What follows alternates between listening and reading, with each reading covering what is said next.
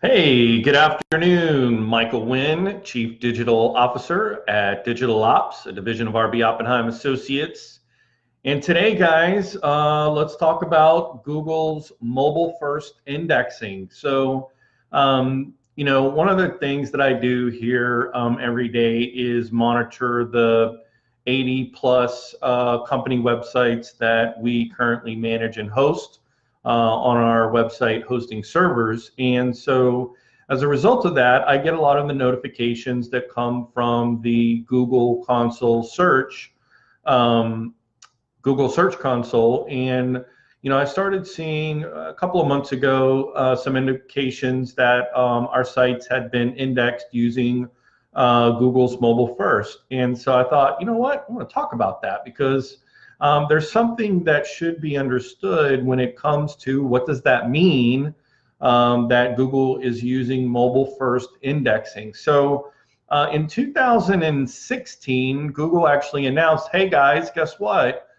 We've seen a trend that people are using our search engine product from their phones more than we are seeing that from desktops. So they said, we're going to start rolling out in the future mobile first indexing. And so what that means is they're looking at the mobile version of your website to determine what is the content about, is it authoritative, and then we're going to use that information and show the search results to people who are typing in the name of your company, the name of the products they carry, the name of the services that you offer, and that's going to impact those rankings. So, we've talked about this over and over that obviously your website needs to be mobile friendly. Well, now it's even more important because of that. So today I want to talk about, kind of break down, why should you care? What steps should you take to make sure your website is mobile first ready? And so let's jump into it. So why should you care? Well, here's the thing.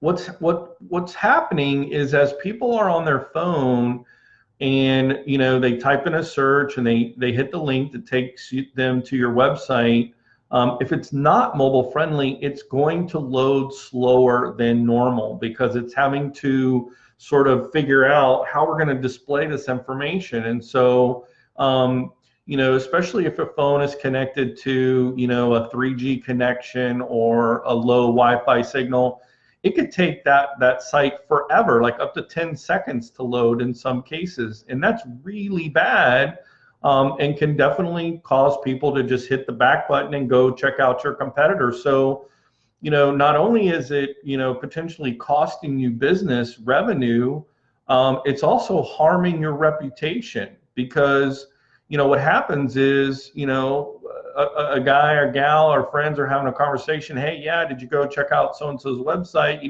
thought we were going to, do that thing or buy this or do the, make the reservation, whatever. And, the conversation is, well, I tried to go to their website and I couldn't get anything done. And then, it's like, oh yeah, it's terrible. Yeah, you don't want to go on there. You might as well just, call them or just do something else. So that's really bad when people are talking about your brand or your company in that fashion, and they're saying that the mobile experience is impacting their decision whether or not to select you as their preferred place to go to buy or whatever it is. So yeah, that's something that you definitely want to address now. And so, okay, so how do we do that? So number one is, if you don't know, Google put together a free tool that you can go to. You can just copy and paste or type in your website domain name in there and hit the go button, and it'll analyze it. It'll show you a picture of how it should look versus, well, not how it should look, but how they see it, and what the problems are, and give you some ideas about how to correct it. In the comments of this video, when I wrap up, I'm going to put a link to the Google test site, so you'll be able to look at that and check it out for yourself. And I'm in the middle right now this week of working on two sites. One that was built in 2016, another that was recently built actually, and in both cases, they had an original mock design done, and the design was done as if they were designing a brochure. And I think that is the problem, is that sites in the past have been designed to be these sort of educational digital brochures. Well, the problem with that is with mobile, that can cause some problems. So after you've tested your site, number two is to compare your site on your phone versus your desktop and look at the differences. If you are a B2B company, in other words, if you are a business-to-business company, you're still going to have a pretty high desktop visitor ratio, just because business to businesses many times, the people who are making decisions still live in what I call corporate America, where they're sitting at their desks or in their offices, and they're going to your website to make purchases or get information or download materials, etc. But if you are strictly, or a heavy component of your business is B2C, meaning your business to consumer, huge swing, completely the opposite, where you're seeing a huge amount of people coming to your website via their mobile device, because they are the individual looking for information. And something else to think about is number three, moving into, ultimately we want to create the best experience, really is the goal. So whether or not you've got humans or search engines, you really want to provide a best of both worlds experience. And that is something that's easily attainable with responsive design. However, I think with responsive design, you also need to, keep in mind, persons with disabilities who might be visiting your website.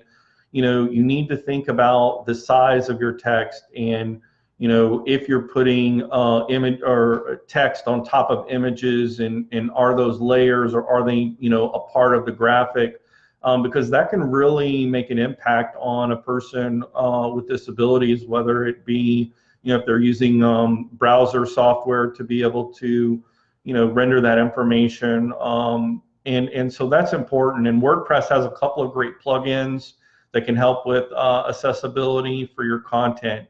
And then also just thinking of the overall design. If you have a picture and the focal point of that picture is on the far right, when that picture is cropped for mobile design, that whole person or focal point could be literally chopped completely out of the screen. And so you have to almost have the ability to have a way to show it to desktop versus mobile users. And that's something that we really specialize in when we're working on a site design, is to have the ability to turn off or turn on those layers and those rows to be able to give the most optimal experience. And number four is amp it up. Guys, if you're not familiar with accelerated mobile pages from Google, you need to learn more about that. I could spend a whole session on that, so I'm going to put a link in the comments on that, and you can learn more about that. If you go to rboa.com/blog, you can also get these resources as well, and these additional links, because there's a whole wealth of information. Google really wants to have an incredible mobile experience for people who are going to their website. And so again, in 2016, they came out with AMP pages, and resources like Twitter and Medium and all kinds of other publishers are using that platform to provide lightning fast access to content for businesses and their web pages. So that's what you guys got to do. Test your site, compare your site content, create the best example, and amp it up. Those are the four things that you want to do. Guys, thank you so much for your time today. Don't forget to check out the podcast links if you want to check out the content there. My name is Michael Wynn. I am the Chief Digital Officer at Digital Ops, a division of RB Oppenheim Associates. Hope you have a great day, and we'll see you tomorrow.